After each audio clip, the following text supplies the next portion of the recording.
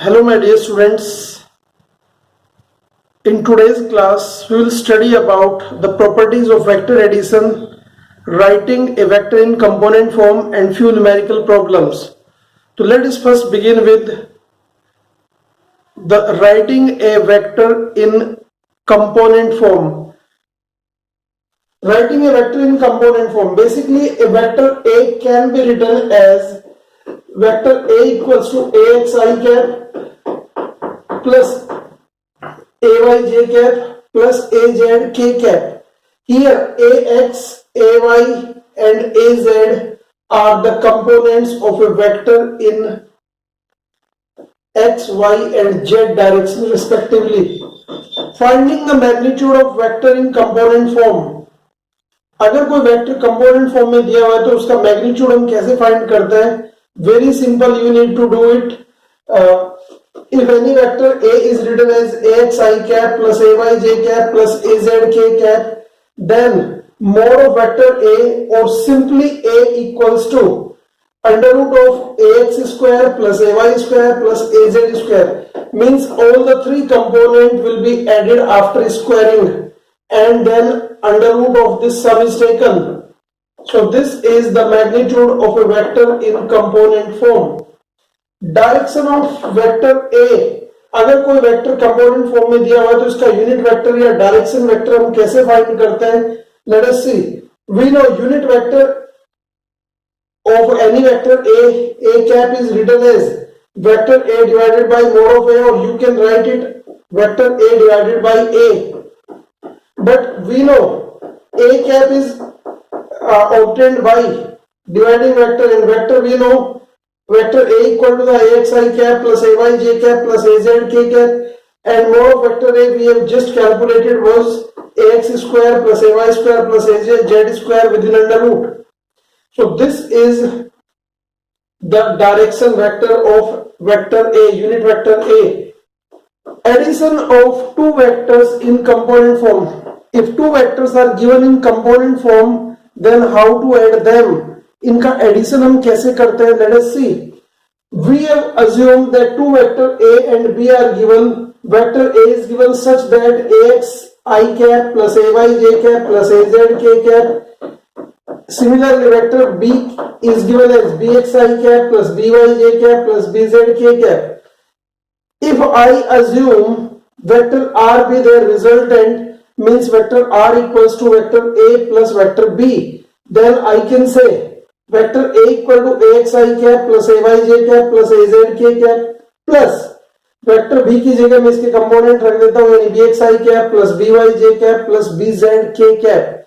So these are the components of the two vectors and the values of similar in similar direction. So AX will be added with the BX, I will be taken common. तो यहां पर मैं AX और BX को जोड़ लेता हूं, I common हो जाएगा. Similarly AY will be added with BY and J cap will be common. AZ will be added with BZ and K cap will be common. तो R equal to AX plus BX I cap plus AY plus BY J cap plus AZ plus BZ K cap means the component of two vectors in similar direction will be added only. We cannot add AX plus AY. We cannot add AX plus BY. These component cannot be added. Only the component in the same direction will be added. अगर आपसे पूछा जाए find the magnitude of the resultant, then what you do? The similar way. I के component का square जो I के साथ coefficient है उसका स्क्वायर प्लस J के कोफिशिएंट का स्क्वायर प्लस K के कोफिशिएंट का स्क्वायर, तीनों को ऐड करके हमने स्क्वायर रूट निकालना है. तो this way we will be able to find the magnitude. तो to find the magnitude of R cap, I can write AX plus BX square plus AY plus BY का whole square plus AZ plus BZ का whole square within under root. तो this is the magnitude. Now question comes, how to find the direction? To find the direction we will use the same tactics.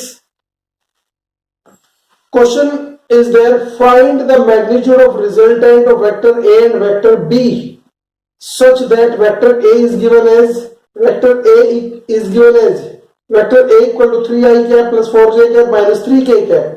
Similarly, B is given as 2 I cap minus 2 k cap minus j cap. So how to add? If I assume R equal to vector A plus vector B, दोनों का resultant ये है, तो vector R will be what? 3 plus 2 I cap plus, याद रखिए plus लेके आप चलेंगे, 4 j cap 4 minus 2 j cap. अगर आप ये करते तो आप गलत करेंगे. रीजन क्या है कि यहां पर j के साथ में ये j है जो -1 है, मैंने बस इसका ऑर्डर चेंज कर दिया, तो यहां एक बहुत बड़ी गलती आप कर सकते हैं, इसलिए just right 4 minus 1 j cap plus. अब आपको जब k कैप को जोड़ दें तो k कैप एक ये है यहां पर और एक ये है, दो है, दोनों नेगेटिव के, तो -3 माइनस 2 k कैप. तो what comes, vector r equals to 5 I cap plus 3 j cap minus 5 k cap. This is the resultant. Now magnitude of resultant r equals to होता है under root of coefficient of i square यानी 5 का square plus coefficient of j square यानी 3 का square plus, you will take plus here, don't take minus, square of -5, you will do this. तो आप यहां पर माइनस नहीं लेंगे, आपको ऐड ही करना है इसमें भी. तो r equal to under root of 25 plus 9 plus 25, क्योंकि स्क्वायर के बाद ये फिर प्लस हो जाएगा, and r comes equal to under root of 59. अगर आपसे पूछा जाए डायरेक्शन या यूनिट वेक्टर, तो डायरेक्शन क्या होगी इसकी डायरेक्शन फाइंड करने के लिए हम देखते हैं डायरेक्शन, और डायरेक्शन के लिए r कैप होता है vector r upon r, but vector r कितना था आपके पास, वेक्टर r था 5 I कैप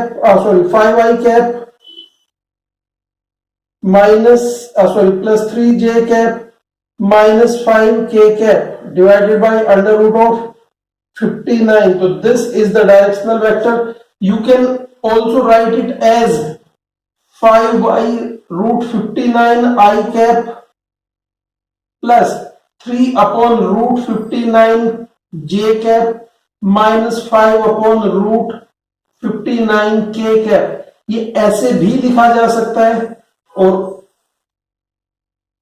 ऐसे भी लिखा जा सकता है. Properties of vector addition. Vector addition की प्रॉपर्टीज.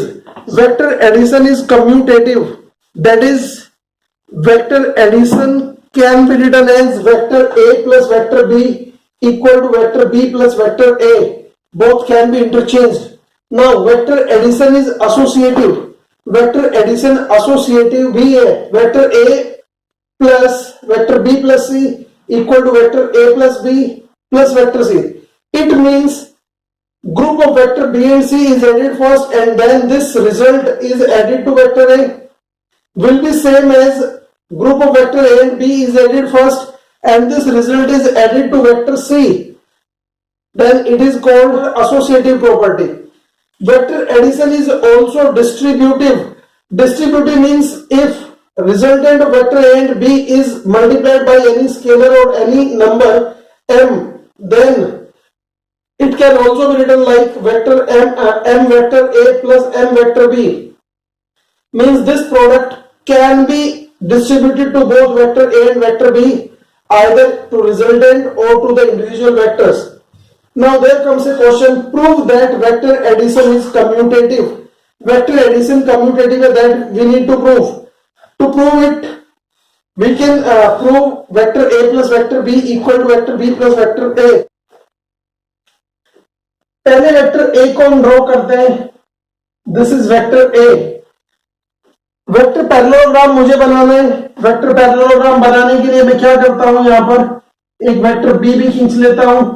दोनों सेम ऑर्डर में कोइनिशियल वेक्टर बन जाते हैं. ये पॉइंट a, o से a और ये b.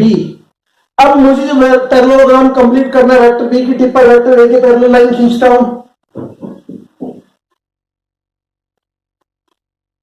वेक्टर ए की टिप से वेक्टर बी के पैरेलल लाइन खींचता हूं।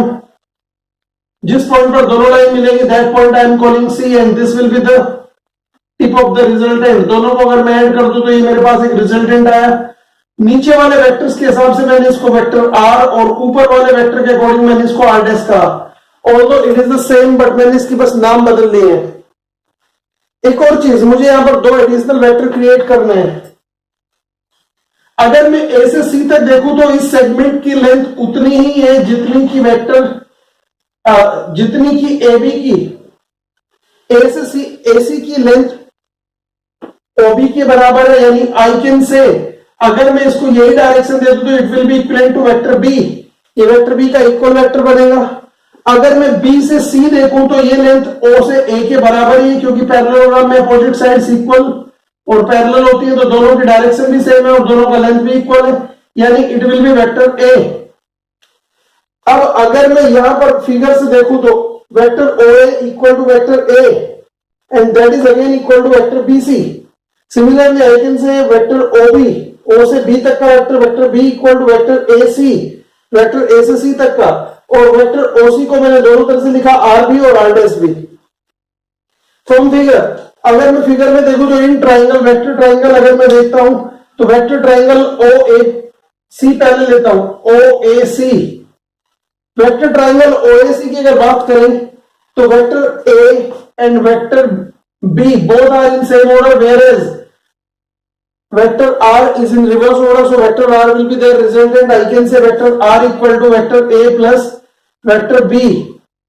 This is equation 1. Similarly in triangle obc, अगर triangle obc की बात करें तो vector b and vector a are in reverse or same order. Vector b and vector a are in same order, whereas vector r dash is in reverse order, so r dash will be their resultant. R dash can be written as vector b plus vector a, equation number second. But हमें पता है vector r dash और vector r तो दोनों same है, because both are equal to vector OC, O से C तक, यानी दोनों का मैग्नीट्यूड भी सेम है और दोनों का डायरेक्शन भी सेम है, यानी we can simply write them the same vector, यानी r dash equal to r, vector r equal to r dash, and putting the values I can say vector a plus vector b equal to vector b plus vector a. This way we can say commutative property holds true, yani we have proved the commutative property. Now the next question comes, prove that vector addition is associative. Vector addition associative है, ये हमें prove करना है, means we need to prove vector a plus vector b plus c equal to vector a plus b plus vector c.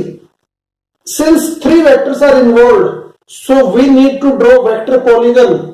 So let us draw the vector polygon first, then we will say, suppose this is vector A, I have drawn vector B, then I have drawn vector C. मैंने तीन vector A, B, C को draw किया। Now the resultant, the closing side of the open polygon, यानी मैंने इसको यहां से join कर दिया तो दिस कम्स वेक्टर r, ये इनका रिजल्टेंट है। Let us name the points, जो इनके वर्टेक्स है इनको नेम कर देते हैं। This is o, this is I am calling a, this is I am calling b and this is I am calling c। From figure, अगर मैं figure से देखूं तो vector o a equal to vector a, vector a b equal to vector b itself. अगर मैं यहां से देखूं वेक्टर BC तो that is vector C itself, और अगर मैं देखूं वेक्टर OC तो that is resultant of all vectors यानी R। Let us do some construction. मैं यहां पर एक कंस्ट्रक्शन कर रहा हूं and this construction I am doing with, I am joining the vertex of O to B। O से B तक मैंने ज्वाइन किया और मेरे पास एक नया वेक्टर क्रिएट हो गया। This is I am calling vector r dash, vector r dash. I am going to draw this second diagonal A से सी तक, इसको मैंने फिर ज्वाइन कर लिया, इसको मैंने कहा R double dash, vector R double dash, ये मैंने अपनी तरफ से काम किया है। Now what I need to do, first I will take in triangle O A B. अगर मैं vector triangle O A B की बात करूं तो वेक्टर ओ ए बी में हमें मिलता है vector R dash equal to vector A plus vector B. अगर मैं ट्राइंगल ओ बी सी की बात करूं, in vector triangle O B C हमें पता है R dash plus C equal to होगा आर, यानी I can say vector R equal to vector R dash plus vector C, और R dash vector R equal to R dash तो हमें पता था ए प्लस बी था, सो ए प्लस बी को मैंने पहले जोड़ा, ग्रुप था तो इसको मैंने विद इन ब्रैकेट रखा plus C, this I am calling equation 1। मैं ट्राइंगल ए बी सी की बात करता हूं, in vector triangle, in triangle A B C, अगर ट्राइंगल एबीसी में हम देखें तो वेक्टर बी और वेक्टर सी दोनों सेम ऑर्डर में है, but vector R double dash इनके रिवर्स ऑर्डर में, यानी I can say R double dash equal to vector B plus vector C, vector B plus vector C. अगर मैं इसके साथ ट्राइंगल ओ ए सी की बात करूं तो क्या होगा, इन ट्राइंगल ओ ए सी, ट्राइंगल ओएसी में मुझे वेक्टर ए और वेक्टर आर डबल डैश दोनों मिलते हैं, दोनों का जो सम है वो वेक्टर आर है, यानी I can say R equal to vector A plus vector R double dash, vector R double dash, but I know vector R double dash is B plus C, so I can say vector r equal to vector a plus vector b plus vector c, or this is equation number second from 1 and 2। Equation 1 और 2 से अगर मैं देखूं तो vector r तो दोनों case में same है, यानी दोनों को मैं इक्वल कर सकता हूं। I can say vector a plus vector b plus c can be written as vector a plus vector b plus vector c।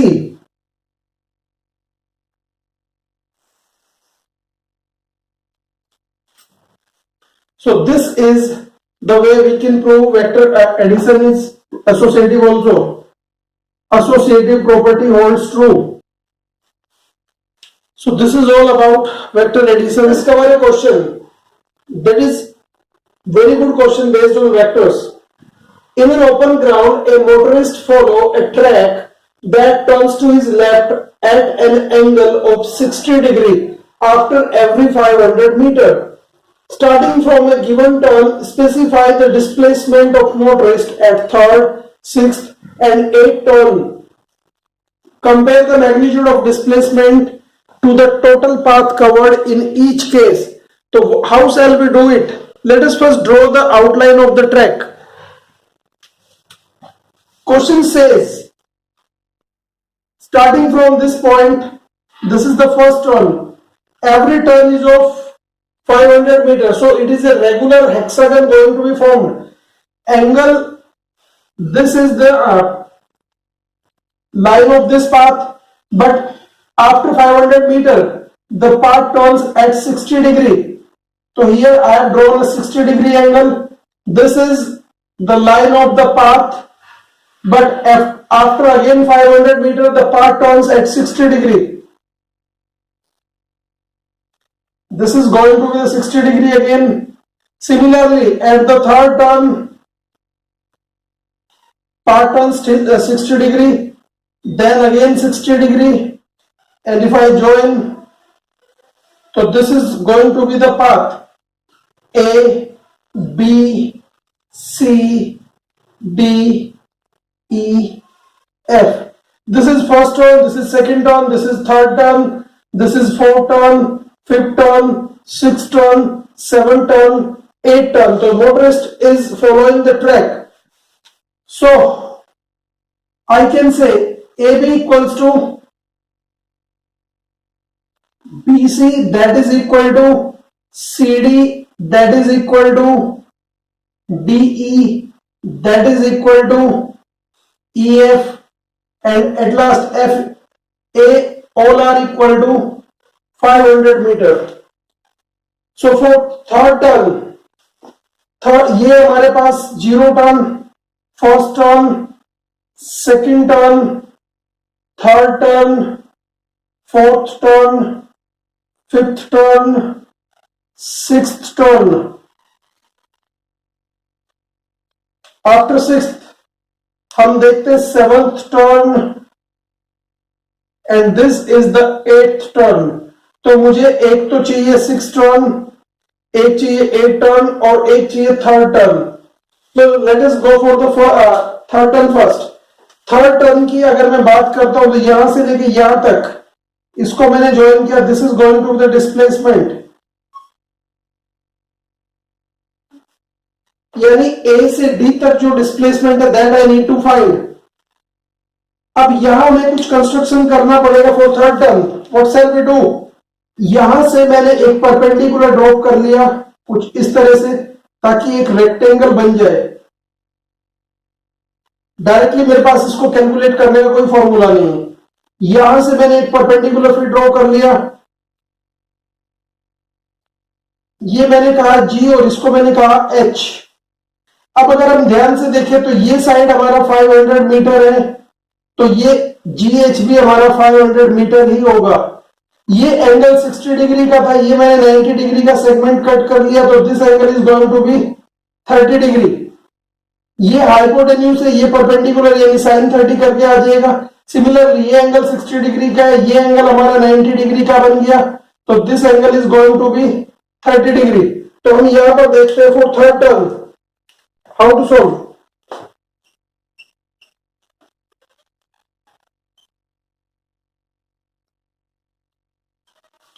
Third turn के लिए अगर मैं थर्ड टर्न पे जाता हूं तो at third turn what comes, हमें पता है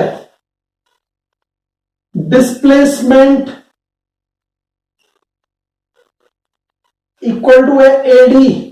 जो हमारा डिस्प्लेसमेंट है थर्ड टर्न पर वो है ए से डी तक, तो डिस्प्लेसमेंट है AD, that I need to find. और फ्रॉम फिगर मेरे पास अगर मैंने देखूं तो AD can be written as A G plus G H plus G D plus H D. ये मेरे पास इसका सेगमेंट है. अगर मैं वेक्टर्स के अकॉर्डिंग बात करूं तो इसको मैंने वेक्टर की डायरेक्शन यहां पर दिया है, ये ट्रैक को मैंने इस तरह से घुमाया है.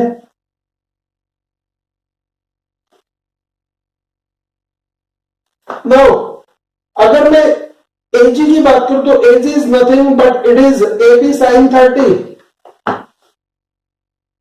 A B sine 30 plus G H जो है मेरा एग्जैक्टली बीसी के बराबर है, प्लस एच डी को I can write C D sine 30. Sine of this angle will be AG divided by A B, यानी AG equal to A B sine 30. Sine of this angle will be equal to H D upon C D, यानी I can say C D sine 30. And I know A D equals to क्या होगा, A B तो हमारे पास था 500 और sign 30 की value होती है 1/2 प्लस बीसी मेरे पास था 500.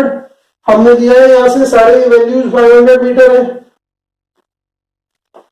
प्लस सीडी कितना था हमारे पास 500 मीटर था, और 500 मीटर के साथ साथ इसमें साइन 30 की वैल्यू होती है 1/2. तो what comes, AD comes equal to 250 plus 500 plus 250, यानी that is what, this is what 1000 metre. तो डिस्प्लेसमेंट का मैग्नीट्यूड है 1000 मीटर. डायरेक्शन अगर हम इसकी देखें तो direction will be parallel to vector BC और 60 degree from the origin. Origin से 60 डिग्री के एंगल को बनाते हैं. अगर हमारी ओरिजिनल डायरेक्शन पहली डायरेक्शन ईस्ट थी तो 60 डिग्री टू ईस्ट हो जाएगा. ये हम इसको यहां से देख सकते हैं, बट यहां पर सिर्फ हमें मैग्नीट्यूड देखना है. Now total path length, total path कितना कवर्ड है यहां पर, टोटल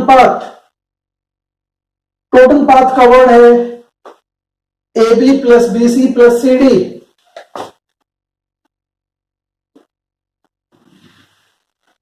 यानी 1500 मीटर, तो हम कहेंगे कि डिस्प्लेसमेंट है 1000 मीटर जबकि टोटल पाथ कवर्ड है 1500 मीटर. तो this is the solution of first question. Now at 6 turn for 6th turn,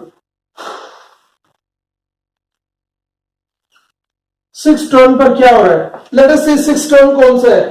6 turn is a first, second, third, fourth, fifth, sixth, यानी ए टू ए. तो डिस्प्लेसमेंट इज व्हाट? ए से ए पर आने में जो डिस्प्लेसमेंट है दैट इज 0. डिस्प्लेसमेंट तो 0 हुआ. Total path covered, total path ये मेरे पास होगा A B plus B C plus C D plus D E plus E F plus F A and each is of 500 metre, यानी I can say 6 into 500. Answer comes 3000 metre, यानी total path उसने cover किया था 3 kilometre, but displacement था उसका 0 for 8 turn. Turn number 8 is what? ए से C तक, यानी ये है हमारे पास डिस्प्लेसमेंट. तो 8 टर्न पर जो डिस्प्लेसमेंट होगा वो क्या होगा? Displacement is equal to AC, और एसी यानी तो वेक्टर ट्राइंगल बन रहा है, यानी एसी को मैं कैसे फाइंड करूंगा? पहले वेक्टर का स्क्वायर प्लस दूसरे वेक्टर का स्क्वायर प्लस दोनों की मल्टीप्लाई को कोस के साथ लेंगे, यानी हम कह सकते हैं A C equal to under root of vector A B square plus vector BC के मैग्नीट्यूड का स्क्वायर यानी बीसी स्क्वायर प्लस दोनों की मल्टीप्लाई का double 2 into A B into B C into cos 60, क्योंकि दोनों के बीच में जो ओरिजिनल एंगल है वो 60 डिग्री का है. Putting the values AC can be written as AB का स्क्वायर, AB के स्क्वायर को यानी मैं कह सकता हूं अंडर रूट ऑफ 500 स्क्वायर, 500 का स्क्वायर प्लस BC अगेन 500 का square plus CD plus 2 into 500 into 500 into cos 60 AC. How to simplify? 500 square सभी में, इसमें भी 500 स्क्वायर कॉमन दिया, यानी 500 तो बाहर निकल जाएगा. यहां पर बचेगा 1, यहां पर बचेगा 1 प्लस 2 इंटू, और यहां पर बचेगा 1/2. cos 60 की वैल्यू 1/2 होती है, यानी ये कट जाएगा. I can say AC equal to 500 under root 3, ये मेरे पास आएगा, और AC comes equal to 500 root 3 की वैल्यू होती है 1.732. इतने मीटर. आप यहां पर भी आंसर छोड़ सकते हैं 500 रूट 3 मीटर कह के, और आप इसको फाइनली यहां से निकाल सकते हैं. That comes 866 meter. So this is the displacement. Now the total path covered, total path covered is 8 into 500, क्योंकि 8 टर्न लिया और हर टर्न 500 मीटर चलने के बाद लिया, तो it means it is going to be the 4000 meter. तो डिस्प्लेसमेंट है 866 मीटर, जबकि डिस्प्लेसमेंट है टोटल पाथ कवर्ड यानी डिस्टेंस है 4000 meter. So this way you will solve the question. In your NCERT book, question number 14 is given question related to a boat on harbor that you need to solve again to practice more about vectors. So this is all about today's class. Thank you and thank you for watching. Have a good day.